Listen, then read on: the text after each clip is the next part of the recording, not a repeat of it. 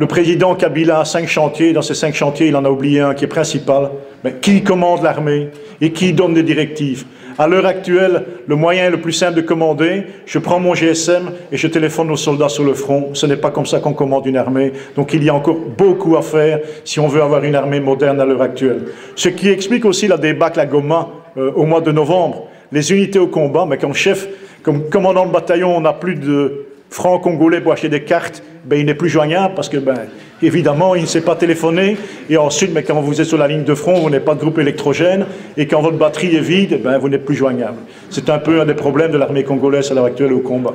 Kabila commet l'erreur monumentale de nommer à la tête du pays un étranger qui aujourd'hui est ministre de la Défense nationale du Rwanda.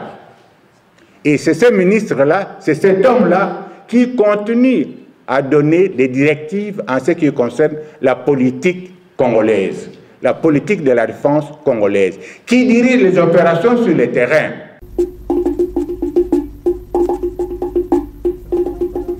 Je ne peux pas être juge et parti. Moi, j'ai écrit un livre, je l'ai présenté au public, mais je demande au public d'apprécier d'abord la prestation d'aujourd'hui et puis de prendre le temps de lire le livre pour par la suite faire part de leurs impressions. Mais les premiers échos qui me reviennent me font croire que la journée a été une bonne réussite et la simple raison que je reçois déjà des invitations un peu partout et les gens sont intéressés d'approfondir cette matière assez sensible, capitale et centrale pour le pays. Les grandes lignes de ce livre, c'est un livre qui traite dans un premier temps de l'histoire ou de l'historique de l'armée depuis sa création donc au Congo, hein, parce que le Congo existe bien avant, pas depuis la création du Congo, mais depuis les temps indépendants du Congo jusqu'à ce jour, donc fin 2012. Faire une étude que j'appelle synoptique, retrouver les éléments communs qui ont traversé nos différentes armées pour comprendre pourquoi ces armées n'ont jamais fonctionné. Et là, j'ai isolé quelques pathologies et ces pathologies m'ont permis de prévoir dans la deuxième partie qui s'intitule « Enjeux et défis de la refondation d'une armée nationale et républicaine » des pistes et des solutions pour qu'un jour le Congo dispose d'une armée nationale et républicaine. Voilà l'économie du livre, monsieur le journaliste. Oui, j'ai suivi le résumé de son livre, puisqu'il faut l'acheter, parce que c'est un livre de plus de 400 pages. J'ai compris quelques-unes des causes, des maux qui ont rongé l'armée congolaise. Mais une armée est un instrument, c'est un outil entre les mains des hommes politiques. C'est même le pilier d'un État. Alors, ce que moi je n'ai pas compris, c'est que dans son analyse, il parle d'une armée et une armée fonde sa légitimité sur la notion d'ennemi. Une armée combat un ennemi. Une armée combat des forces d'agression. Alors, dans son exposé, et je suppose que dans son livre, il en parle, mais en tout cas dans son exposé, il n'en dit pas un mot. Il ne dit pas un mot sur l'ennemi du Congo, l'ennemi des Congolais. Il ne le cite pas, il ne le qualifie pas. De temps en temps, il parle des Rwandais et du Rwanda. Pour moi, ni les Rwandais, ni le Rwanda ne sont les ennemis des Congolais. Pour moi, les ennemis des Congolais, ce sont des Tutsis rwandais. Donc, il est impossible de parler de la guerre qui fait rage au Congo. Il est impossible de parler de l'armée au Congo sans parler de l'ennemi que cette armée devra affronter. Et cet ennemi, pour moi, l'ennemi numéro 1 que l'armée congolaise d'hier, d'aujourd'hui et de demain devra affronter et vaincre, c'est le Tutsi rwandais et non pas les Rwandais en général. Pour moi, c'est l'une des... Est-ce que vous ne pensez pas que ça soit un peu limite dans la mesure où peut-être, hein, bon, je ne suis pas à sa place, qu'il aurait eu peut-être peur d'être taxé de xénophobe, c'est pas moi de... Je ne vois pas qu'est-ce que la peur ou la xénophobie a à voir dans cette histoire. Nous sommes dans une guerre qui a coûté déjà plus de 8 millions de morts. Et face à vos ennemis, vous, lui qui est en plus un colonel, il est de l'armée. Si donc lui qui est de l'armée, qui est un soldat, un officier a peur, comment voulez-vous que nous puissions gagner une guerre dans laquelle les officiers ont peur, pour reprendre votre expression, ils ont même peur des mots, comme le mot xénophobie. Mais un officier n'a peur de rien. Il n'a pas plus peur des mots comme xénophobie que des balles ou des fusils ou des obus. Un officier n'a peur de rien. Et moi, je ne suis pas un officier, je suis un civil, je n'ai jamais fait l'armée. Mais je n'ai pas peur de citer des mots. Et de parler des Tutsis, ce n'est pas faire preuve de xénophobie. Nous sommes ici en Belgique, mon cher. Nous sommes ici en Belgique. Est-ce que vous pouvez parler des Belges sans citer le nom des Wallons et des Flamands? Et quand vous parlez des Wallons et des Flamands, va-t-on vous taxer de xénophobes? Pourquoi ce n'est pas vrai ici, en Belgique? Nous sommes dans une ville flamande, ici, à Leuven. On parle flamand ici. Et au début, d'ailleurs, le conférencier a dit qu'on allait parler en français. Donc, le problème linguistique se pose ici en Belgique. Et le problème des communautés entre les Wallons et les Flamands. Et toutes les crises belges ne peuvent pas se comprendre si on élude la question des Flamands et des Wallons. Comment voulez-vous parler de l'armée au Congo? Donc, de l'ennemi que le Congo devra affronter avec son armée, sans qualifier correctement l'ennemi n'est-ce pas, de l'armée congolaise et des Congolais. Alors, finalement, quelle est la valeur d'un ouvrage très savant, par ailleurs, très académique, si cette question fondamentale n'est pas résolue, si aucune réponse n'est apportée à la question de savoir qui est l'ennemi, n'est-ce pas, de l'armée congolaise? Parce que jusqu'à présent, l'ennemi, que ce soit de la force publique, que ce soit de l'ANC, l'armée nationale congolaise, que ce soit des FAS à l'époque, que ce soit des FARDC, c'était le civil, c'était le Congolais, le civil, qui était pris pour ennemi, qui était combattu, qui était massacré, qui était persécuté. Mais le véritable ennemi, maintenant, on le connaît qui c'est. Et voilà, face à ce véritable ennemi, nos forces armées se montrent impuissantes et inefficaces. Voilà donc le principal reproche que je pourrais adresser à ce livre, que je n'ai pas encore acheté, que je n'ai pas encore lu, c'est que l'auteur n'a pas qualifié l'ennemi. L'ennemi du Congolais, ce n'est pas une nation, c'est une ethnie. Ce n'est pas le Rwanda, c'est les Tutsis rwandais. Je ne veux pas rentrer dans des débats idéologiques. Quand on parle de l'ennemi Tutsi, c'est considérer tous les Tutsis comme étant ennemis du Congo. Moi, je pense que c'est pas ça l'approche de mon livre. Mon livre, ce n'est pas d'aller chercher l'ennemi ailleurs, de faire comprendre aux Congolais, si nous prenons en charge, nous développons ce que j'appelle une résilience politique, nous sommes capables de mettre sur pied une armée à même de contrer l'ennemi que vous appelez Tutsi. Je vous donne un exemple.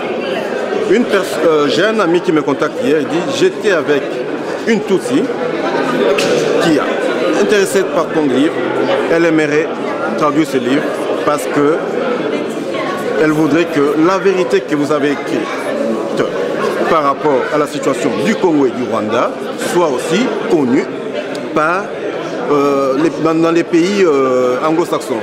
La dame habite en Londres, donc on a fixé un rendez-vous dans les mois à venir pour pouvoir voir dans quelle mesure cet ouvrage peut être traduit en anglais. C'est une Tutsi. Donc, mon livre aussi a suivi cette méthodologie d'éviter des discours réductionnistes. C'est vrai qu'il y a une question Tutsi, mais on ne doit pas avoir cette vision manichéenne de voir que d'un côté il y a Tutsi et Hutu, parce que tous les Tutsis qui sont au Congo ou au Rwanda ne partagent pas forcément l'idéologie qui sont là. Mais j'invite aux lecteurs d'aller lire ce livre. Je traite de cet aspect. Je sais qu'il y a un problème, il y a une question, il y a une problématique de l'ethnie Tutsi, hein, de sa survie, et c'est ça qui est en partie la cause de nos souffrances. Mais arrêtons de rejeter toujours la responsabilité sur les autres. Dans mon exposé, j'ai parlé de l'équation stratégique. Sécurité égale anticipation plus efficacité plus discipline, le tout multiplié par la motivation.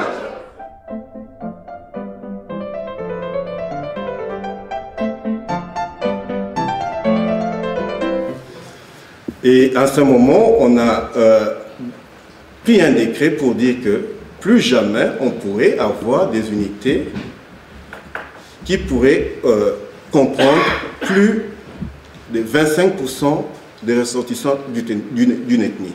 Nous avons dans nos archives, il faut aller le voir. Et aujourd'hui, nous avons des régiments entiers à base monoethnique, alors qu'il suffit d'aller voir ce qui a été fait sur la force publique. Pourquoi une armée d'occupation, d'exploitation ou d'intraversion? Parce que la force publique, c'était le loyalisme au roi et à ses représentants. Et un bouclier contre la population, parce qu'on a connu la révolte des Bapende et tout, il y a eu les épisodes des Chicotes, Fimbo et consorts. Voilà ce qui a un peu caractérisé. Le but ici, ce n'est pas d'entrer en profondeur, mais j'explique un peu en détail certaines choses concernant la force publique. Puis vint l'ANC, une armée des mutins. Mimétisme de la force publique, pour la simple raison que l'africanisation des cadres et de l'armée n'a pas été préparée. Pourquoi? Vous pouvez trouver quelques réponses dans mon livre ou dans le livre de David Van Rynbroek, un très bon livre que je conseille à chacun de lire, Congo une histoire, Congo Geskidenis. Il apporte certains éléments intéressants par rapport à cette période. Mimétisme parce que je pense que le général Mukobo, dans la partie qu'il a développée dans mon livre, a expliqué en détail même les problèmes auxquels ils sont confrontés. Eux, jeunes officiers sortis des corps militaires de la première promotion avec le plus ancien, et qui n'ont pas appris à commander. Et le commandement, ce n'est pas quelque chose qu'on apprend du jour au lendemain, c'est un art. On ne devient pas officier du jour au lendemain. Aujourd'hui, au Congo, vous avez des gens, je connais quelqu'un 8 ans auparavant civil, aujourd'hui le colonel Ben. Et il m'écrit colonel Ben. Et quelqu'un même que j'ai aidé à rentrer au FRDC. Je pense que si on comprend que l'armée est cette charpente qui tient l'État, pourquoi laisser s'instaurer n'importe quoi? Aujourd'hui, en Europe occidentale, nous avons une crise financière. La Grèce, par exemple. Combien d'ONG sont allés là-bas pour aider la Grèce? On voit que des experts, des vrais experts s'y réunissent pour trouver des solutions par rapport à l'armée. Aujourd'hui, c'est tout le monde qui est expert. Paradoxalement, si on compare avec 1960, on n'a pas connu tout ce nombre d'ONG. Mais entre 60 et 65, il y a eu quand même, on a mis fin au désordre. Ici, on a un nombre exponentiel d'ONG, d'experts et tout, mais la situation reste chaotique, avec un nombre le plus élevé d'une mission de l'ONU au Congo. Il faut se poser des questions. Il faut se poser des questions. C'est pour cela que je voulais mettre l'accent sur le rôle de l'ONU. En 1961, il y avait une résolution du 21 février 1961 qui a donné un mandat clair à l'ONU. L'organisation, c'était la mission de l'ONU à l'époque au Congo, Jean Monusco, mais mission claire de former l'armée jusqu'à ce que l'armée soit formée. Or ici, on a connu la MONUC, j'ai fait aussi le parallélisme, pour observer, mais pas des mandats de formation comme tel, ou pour stabiliser. Peut-on stabiliser un territoire dès lors que ce territoire n'est pas pacifié ni sécurisé? N'est-ce pas mettre la charrue avant le bœuf? C'est très important. Ce n'était pas une résolution idéale, mais on peut aujourd'hui, dans la quête de repositionnement ou de redéfinition du rôle de l'ONU au Congo, je pense que les éléments de 1960 peuvent nous donner beaucoup d'indications. Beaucoup d'indications.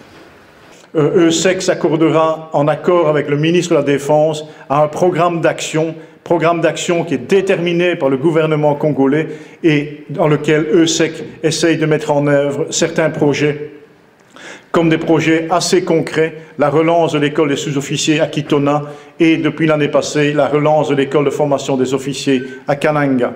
Ce sont deux projets phares. Je reviendrai un peu plus tard sur ces deux projets. Mais il faut savoir, vous pouvez faire tout ce que vous voulez, vous pouvez avoir des projets conséquents, mais si vous n'avez pas, de l'autre côté, une volonté de mettre à disposition des formateurs, des élèves, vous pouvez créer tout ce que vous voulez. Si le pouvoir congolais ne vous donne pas d'élèves, vous ne savez pas donner cours à des chaises vides. C'est un peu le problème que nous rencontrons à l'heure actuelle. Quelles sont nos contraintes pour terminer? Je crois que Jean-Jacques l'a très bien dit. Si on veut commander une armée, il faut une chaîne de commandement. Le président Kabila a 5 chantiers. Dans ces 5 chantiers, il en a oublié un qui est principal. Mais qui commande l'armée et qui donne des directives? À l'heure actuelle, le moyen le plus simple de commander, je prends mon GSM et je téléphone aux soldats sur le front. Ce n'est pas comme ça qu'on commande une armée. Donc il y a encore beaucoup à faire si on veut avoir une armée moderne à l'heure actuelle. Ce qui explique aussi la débâcle à Goma au mois de novembre. Les unités au combat, mais comme chef, comme commandant de bataillon, on n'a plus de francs congolais pour acheter des cartes il n'est plus joignable parce que, évidemment, il ne sait pas téléphoner. Et ensuite, quand vous êtes sur la ligne de front, vous n'avez pas de groupe électrogène. Et quand votre batterie est vide, vous n'êtes plus joignable. C'est un peu un des problèmes de l'armée congolaise à l'heure actuelle au combat. Le deuxième problème, on fait la réforme du secteur de la sécurité. On la fait normalement dans un pays qui cherche une solution durable à sa stabilisation. Au Congo, on ne sommes toujours pas sortis des problèmes. Nous avons toujours des combats à l'Est, mais quand on parle de l'Est, il ne faut pas oublier non plus le nord du Congo avec le Haut-Uélé, le Bas-Uélé. Il ne faut pas oublier les problèmes ethniques, les problèmes de nationalité. Donc, nous ne sommes pas encore sortis des problèmes sécuritaires à l'heure actuelle. Et donc, dire que l'on va faire de la réforme du secteur de sécurité, c'est très difficile, puisque cela nécessiterait d'abord d'avoir la sécurité totale sur l'ensemble du territoire. Vous ne pouvez pas en même temps demander à un chef d'état-major de conduire du combat et de l'autre côté de former dans des écoles des officiers à qui on devrait donner des commandements à l'Est pour solutionner les problèmes. Qui dit réforme du secteur de sécurité dit une multitude d'acteurs. Et on le retrouve au niveau de la RDC. On a les autorités congolaises, on a toutes les interventions extérieures qui coordonnent. Grand point d'interrogation. Ni les autorités congolaises, ni la MONUSCO qu'il avait dans son mandat ne coordonnent à l'heure actuelle la réforme du secteur de sécurité. Et donc chacun fait un peu ce qui lui plaît dans son domaine d'activité, ce qui permet aux autorités congolaises de continuer leurs réformes à leur vitesse et à leur vouloir. Les leçons pour l'Union européenne, l'Union européenne a un rôle important à jouer. Mais l'Union européenne, c'est 27 États membres, et donc il faut susciter l'appétit des États membres. Et alors, le Congo, on en parle depuis 2001, et de plus en plus, l'appétit des États membres, il diminue. Il y a de moins en moins d'intérêt pour le Congo, parce qu'il y a d'autres champs de bataille. Il y a eu la Libye, il y a le Sahel, il y a la Syrie, il y a la Corne de l'Afrique. Et en plus, on voit peu d'avancées au niveau du Congo, puisque à chaque fois que l'on va discuter à Kinshasa, il y a un nouvel interlocuteur dans les discussions. Il y a aussi nécessité de renforcer l'engagement des autorités locales. Si vous n'avez pas de volonté congolaise et du gouvernement et des différents acteurs politiques à tous les niveaux de s'engager dans une réforme, alors pourquoi dépenser des millions d'euros si c'est pour les voir en 24 heures se volatiliser dans des opérations militaires? Il y a une nécessité de renforcer les mécanismes de coordination. Jean-Jacques l'a très bien dit, le nombre d'acteurs sur le terrain est inimaginable. Tout le monde parle de coordination, mais jusqu'à présent, personne n'accepte d'être coordonné. Et il est primordial, et ça c'est peut-être très important, il est primordial au niveau politique de faire pression pour qu'un organe de coordination, que ce soit n'importe lequel, soit mis en œuvre. Sans organe de coordination, il n'y aura pas de réforme de la sécurité en RDC. En écoutant tout ce qui vient d'être dit, je crois que la solution se trouve dans une seule expression. La volonté politique d'échanger au Congo. Une armée, c'est l'expression de l'homme politique. Moi, personnellement, je vais simplement vous exposer mon organigramme et vous dire, avant d'y arriver à cet organigramme, qu'est-ce qui s'est passé au sein des forces armées zaïroises pour qu'on se retrouve dans l'état actuel. En un mot, c'est la faillite de l'exercice de commandement des institutions qui ont entraîné la déliquescence de notre armée. Nous savons qu'en 1960, le Congo devient indépendant. Immédiatement, il y a la mutinerie. Patrice Emery Lumumba, Premier ministre, nomme Lundula, chef d'état-major général, excusez-moi, commandant en chef, et Mobutu, chef d'état-major général. Mobutu s'empare directement du pouvoir militaire. Il évince Lundula, devient chef d'état-major général et commandant en chef, et directement, l'armée devient un bien privé. Pendant 40 ans, en tant que commandant en chef, ensuite président de la République, personne ne s'ingère en ce qui concerne l'armée. Toutes les décisions sont prises personnellement et indiquées le mode d'action à suivre. Lorsque le même père arrive, il y a l'institutionnalisation de toutes les institutions du pays qui lui sont inféodées. L'armée aussi. Et on met au sein de l'armée des éducateurs politiques. Posons-nous la question de savoir, à côté d'un éducateur politique, qui est les yeux de Mobutu, qui doit renseigner Mobutu de tout ce qui se passe, de tout ce que le commandant de l'unité dit, cet commandant-là est incapable de donner des instructions de peur que tout ce qu'il raconte arrive sur Mobutu et demain il se retrouve en prison. C'est ainsi que Mobutu a eu peur de l'armée. Il a créé une armée parallèle. Et c'est cette armée-là qui a été la cause de délabrement total de nos forces armées. Abandonnant l'armée régulière, il a équipé premièrement la DSP, la garde civile, et avant ça, il y avait ce qu'on appelait la brigade spéciale de renforcement. Ensuite, il abandonne même cette armée personnelle où on ne trouvait que les militaires de sa région, incompétents, incapables de tirer une balle, avec des commandants qui n'avaient aucune formation. Pour leur donner des grades, qu'est-ce que Mobutu avait fait?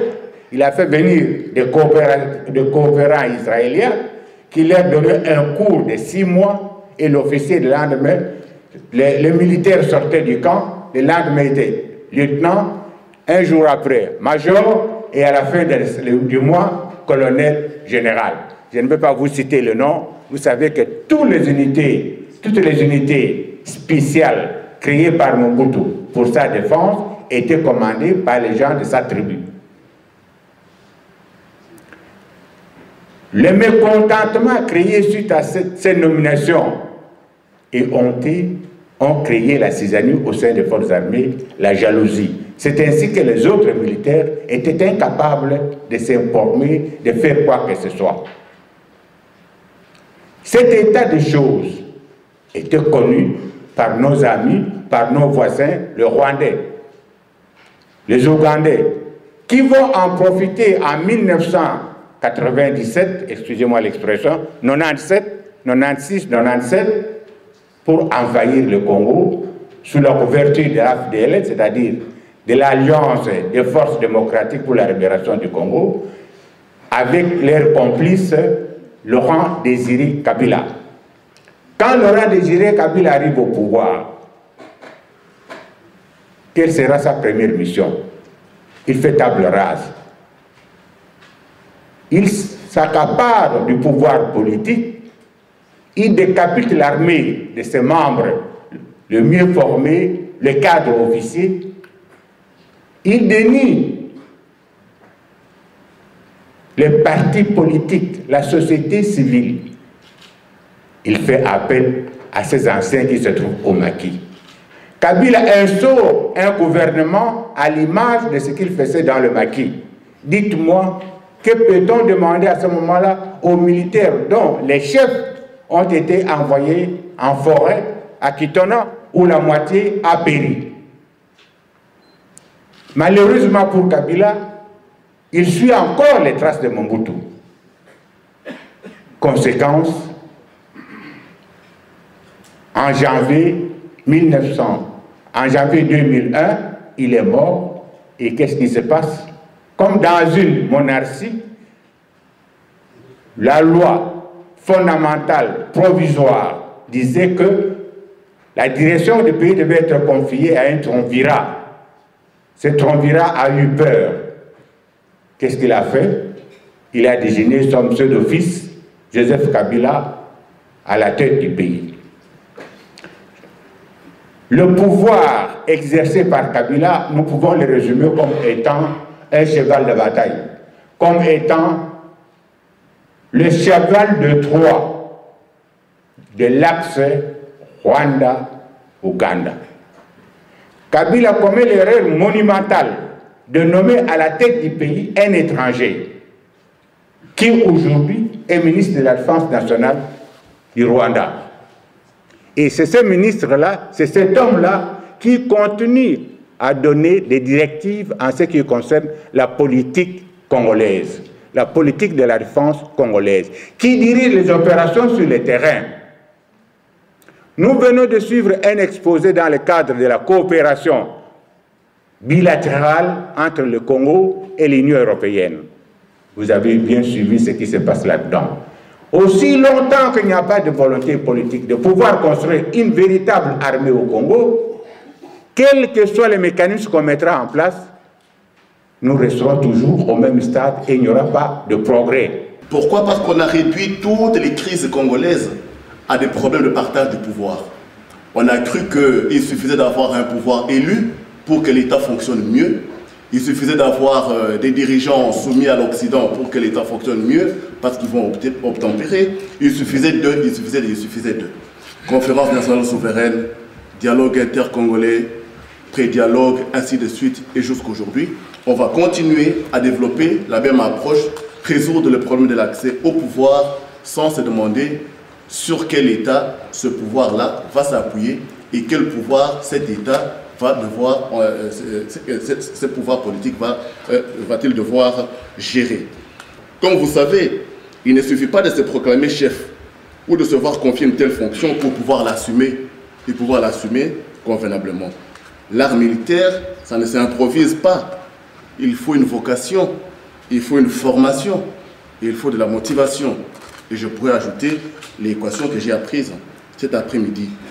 Ne dit-on pas souvent qu'il n'y a pas de mauvaises troupes, mais qu'il n'y a que des mauvais chefs? Et comme toujours, ne dit-on pas souvent que le poisson pourrit par sa tête? Il ne suffit pas de stigmatiser une autorité particulière, mais il s'agit de mettre à nu le système lui-même. Je terminerai par 2 ou 3 petits exemples très factuels. Un chef d'état-major de forces terrestres, accusé d'intelligence avec l'ennemi, est relevé ou suspendu de ses fonctions. On l'a déjà cité. Un député accusé d'intelligence avec l'ennemi est radié de l'ordre. Je n'ai pas besoin de citer les noms des personnes. N'y a-t-il pas là un problème réel? Si aujourd'hui on dit que ceux qui affrontent l'armée congolaise sont des ennemis et qu'on va négocier avec eux en même temps, sans les radier de l'armée, n'y a-t-il pas là une manifestation symptomatique de quelque chose qui ne va pas? Il me semble qu'aujourd'hui, plutôt que d'accabler tout le temps les seuls militaires, il nous faudrait vraiment poser la question de la gestion étatique tout court et de la question de l'autorité en République démocratique du Congo. C'est seulement à cette condition-là qu'on pourra voir qui peut contribuer ou pas à la consolidation de l'État en RDC, et je vous remercie. Associer l'armée à la gestion du pays, oui ou non? Merci. Madame, votre question a été très claire. Vous pensez que est-ce qu'on peut mélanger les poules et les enfants? Non. Non. Et je l'ai bien dit. L'armée de demain ne peut être pas composée des militaires actuels qui sont en fonction. Mais vous ne pouvez pas faire table rase. Ces hommes-là ont travaillé pour l'armée, sont en train de se battre. Il faut les reprendre en main. La question que vous posez, il y en a qui ont commis des bêtises là. Ils doivent être jugés à un moment donné.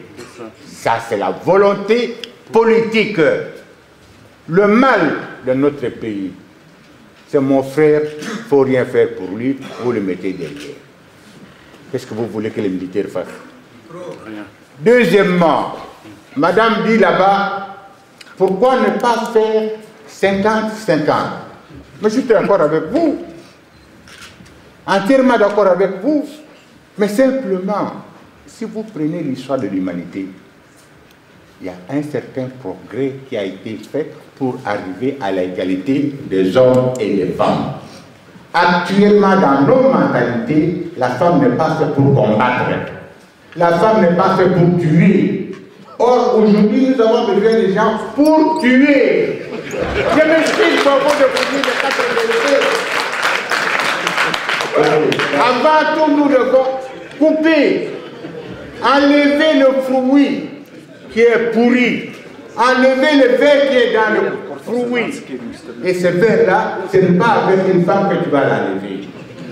Demain, égalité, 50% de femmes, 50% d'hommes. Mais à ce moment-là, mettez-vous en tête qu'il y aura des équilibres parce qu'il n'y aura plus assez d'enfants pour que le Congo... Mais vous êtes sur le terrain. Quel est l'état des lieux de cette armée aujourd'hui? Ben, l'état des lieux, comme vous voulez de le dire, c'est un enfant malade. Je crois que le diagnostic, si on peut parler médecine, puisqu'on a parlé d'une maladie, ben, le diagnostic, il est connu. Le problème, c'est que les remèdes sont très difficiles à appliquer à l'heure actuelle. Mais qu'est-ce qui fait que ça soit difficile à expliquer alors que vous êtes sur le terrain? Vous avez beaucoup de moyens de l'Union européenne, mais que cela ne marche pas jusqu'à présent. Mais ce n'est pas les moyens de l'Union européenne qui doivent être mis en œuvre. Il faut d'abord que le gouvernement congolais lui-même mette les remèdes en place. Donc, et soigne son enfant malade. En s'occupant de son armée, en s'occupant de son personnel et en s'occupant des familles des militaires. Maintenant, de votre expérience, ce qui pose problème au niveau de l'armée congolaise, est-ce le fait du commandement ou c'est du fait du militaire congolais? Non, mais je crois que ça a été très bien dit pendant la réunion. Je crois qu'il n'y a pas de mauvais soldats. Il faut que la chaîne de commandement soit opérationnelle et donne les bonnes directives au bon moment aux soldats. Et le soldat, c'est un exécutant. Parce que le problème majeur de notre pays actuellement, c'est d'avoir une armée crédible. Et cette armée va être formée et confiée aux hommes, aux cadres compétents et capables de mener des opérations afin de mettre un terme à ce qui se passe à l'est du pays. Mais mon général, justement, vous avez dit que vous êtes un ancien militaire bien formé à l'école royale militaire, vous êtes un officier, un haut officier des forces armées zaïroises. Aujourd'hui, beaucoup de gens vous imputent à vous, forces armées zaïroises, la déliquescence de cette armée. Est-ce que vous assumez votre part des responsabilités? On ne peut pas nous imputer la déliquescence des forces armées congolaises aujourd'hui. Les armées, c'est l'image du pays, c'est l'État. Si le chef de l'État n'encadre pas, si le chef d'État ne donne pas de moyens à son armée, il l'abandonne à son triste sort. C'est ce qui s'est passé actuellement depuis Mobutu jusqu'à la date d'aujourd'hui dans nos pays. Les chefs de l'État, chefs des armées, se sentent incapables, ou plutôt je dirais à peur de l'armée des cas de Mobutu. Il a créé des armées parallèles en abandonnant la première armée. Ce qui fait qu'il y a eu ce qu'on a appelé le clientélisme, le favoritisme, créant au sein des militaires formés, des militaires capables de pouvoir gérer le pays, à se désintéresser, à ne plus avoir le moral, à être démotivé pour continuer à travailler au sein de l'armée. Un homme sans morale, un homme démotivé n'est plus capable de rendre un service au sein d'une armée. Alors, mais maintenant, aujourd'hui, la situation est telle qu'elle est. Pour le général Mukobo, qu'est-ce qu'il faut faire pour redorer le blason de cette armée? Qu'est-ce qu'il faut faire surtout pour bouter l'ennemi dehors? Il faut restructurer l'armée.